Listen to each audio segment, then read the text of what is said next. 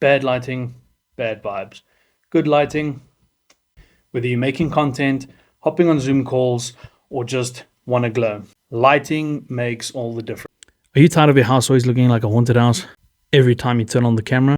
Me too. Welcome to Lighting for Dummies on a budget. Lighting is the difference between influencer and confession tape, between tutorial and lost footage, between glow up and are you okay? What you don't need is a ring light that has about 87 TikTok reviews, especially if your bank account doesn't allow it. But what you do need is one of these bad boys.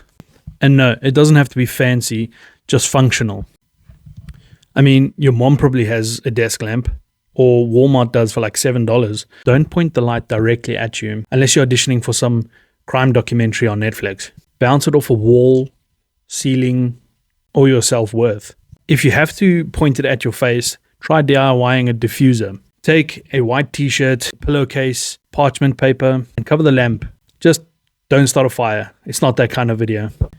And see? Much better. Not too harsh on the side of my face. I've got a little light up there, and this one kind of pointing at my face, but you know it's diffused with the bag. Harsh. I've got a little bag over here. So much cleaner. Use two light sources. Boom. 3-dimensional. You get your cool lights and your warm lights. So you can choose. I've got a warm light setup, so it kind of gives you that cozy feeling.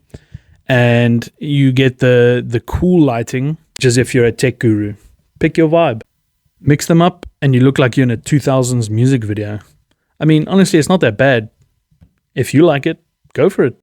I just like the warm feeling, the warm, cozy feeling of this. So now you have gone from this to this with two light sources that you could find anywhere around the house. Go steal one from your mother, go steal one from your grandparents, as long as you have one. If you learned something today, great. If not, at least you now know how to fake good lighting until you make it.